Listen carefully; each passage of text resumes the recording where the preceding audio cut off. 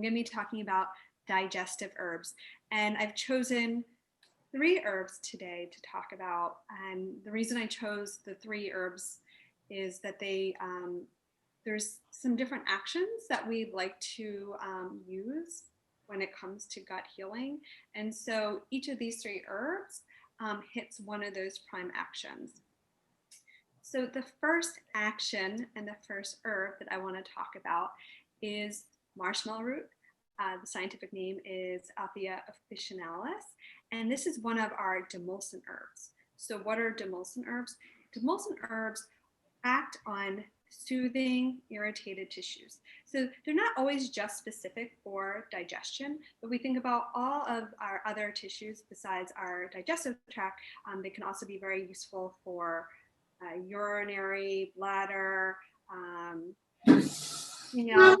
female uterus, also very useful for our lungs. But I'm just going to specifically talk about how marshmallow can be really useful for our GI tract and like what it can be useful for. So as a demulcent, it's going to be really soothing our GI tissues. And the way that it does this is by actually helping produce mucus. I think sometimes we might think that mucus is a bad thing, but actually mucus is something that really protects us. And so we're thinking about protecting the GI lining. It also can really help with building up our epithelial cells. So epithelial cells are the cells that are basically, anytime you have a barrier, you have these epithelial cells. So talking about specifically the epithelial cells for the gut. So like some cases of where you would really want to be soothing these tissues are either cases of gastritis, so stomach pain, really, really good for acid reflux, very helpful for ulcers, or just anytime your stomach, your large intestine, your small intestine really need some good healing. And the best way to use this herb is through a cold infusion. So what a cold infusion is, you take the herb and you put it in water and you actually let it sit overnight. And then in the morning you strain the herb, and you can either, and you can sip it throughout the day. This is like as I mentioned before, it's really helpful for acid reflux, and it is like my kind of like go-to herb. So if you're ever, maybe you've been partying too much, or you're really stressed out and you're just getting really bad acid reflux, definitely want to remove the irritants, so the alcohol, the sugar, the coffee, and helping with stress. But while you're healing, you want to really get marshmallow on board, and it's really great if you mix it with some glutamine. I also like to add licorice root. So you can actually buy both licorice root powder and marshmallow root powder, and it really makes a really good cold infusion. Also, if there's sort of like an allergy kind of component, I also like to add quercetin. This is another reason why marshmallow root, besides being really helpful for digestion, is very good for bladder, specifically for women that have interstitial cystitis. So adding that with the quercetin is a really good combination. My next herb and next category is Fennel Foeniculum vulgare, and this is an example of a carminative herb. So our carminative herbs are really the herbs that we go to if you're feeling gas, you're feeling bloating, and the way that they work is through their volatile oils, their essential oil. So it's not necessarily that you need to take the essential oil on its own, but that's just basically what's giving it its potency, its power. And these essential oils are basically helping to relax the smooth muscles, trying to help it work more efficiently. And so that's really what's helping to really reduce the gas and bloating. And it can be very, very helpful. In fact, actually, typically you will experience relief within 10 to 15 minutes. You can take fennel either as a tea. If you've ever been to like, back when we used to go to restaurants, if you've been to like an Indian restaurant and they have like that, looks like bird seed, well, it's fennel seed and it's supposed to help with the gas. You can also take it in a tincture preparation. Another thing I wanted to say about the marshmallow, because this kind of came up the last time we had our collaboration, was like which herbs are safe in pregnancy and which ones aren't. So marshmallow you can definitely use during pregnancy.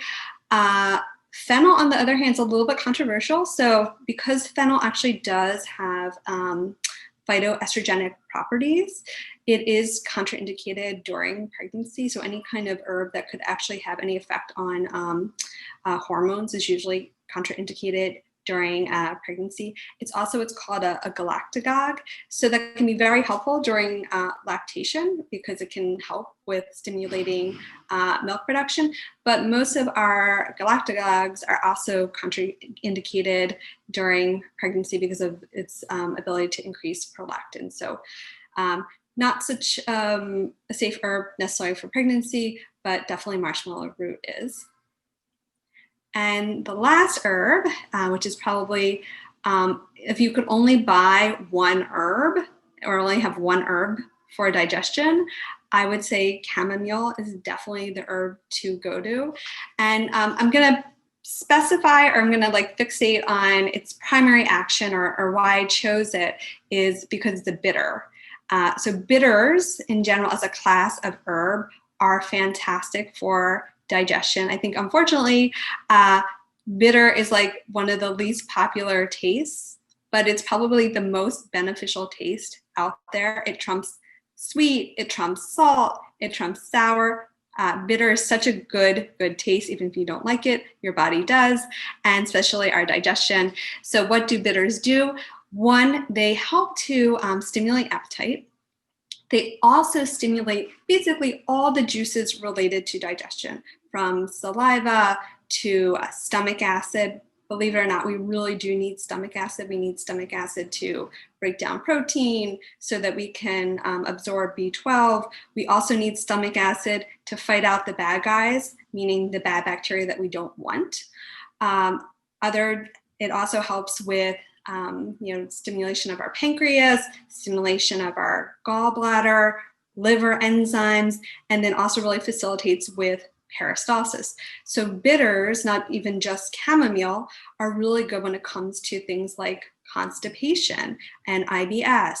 And what I like about chamomile, besides the fact that it's so widely available, I think probably maybe many people here have at least a box of chamomile tea sitting in their pantry closet, but it has so many other actions. It's also carminative, like fennel.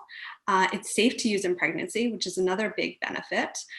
It has antimicrobial properties. It has antifungal properties. It's also what we consider a nervine, so it has slight relaxing properties. It's antispasmodic. So it really is such a great herb specifically for digestion. And if you're looking, so one of the things that I often will recommend for patients that are looking to add sort of, because one of the things that there's other bitters, but they're a lot more potent and they're a little bit harder to taste if specifically you're not used to bitter. And that's why I like chamomile, because it's a little bit milder in taste. But if you wanted to just use it as a bitter and you had only chamomile tea, you want to make a stronger chamomile tea than you normally would. So I usually recommend for patients using 2 bags, and you want to steep it for at least 15 to 20 minutes. So a bit stronger than you would normally have it. It'll actually taste a little bit different than what you're kind of used to.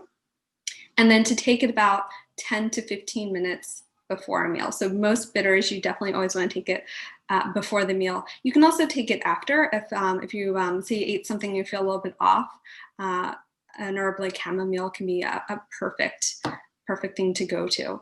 So those are my top 3 digestive herbs, and you can even like mix them together. I just in general always, when I'm prescribing herbs, I rarely just prescribe a single herb. I like to do a mixture. And then one little last thing about bitters. So yes, there is a benefit to actually being able to taste the bitter, whether you're buying like a bitters tincture, but we actually have bitter receptors further down our digestive tract. So if you are somebody who really is opposed to the taste, you could take an encapsulated product and it would still have the same benefit.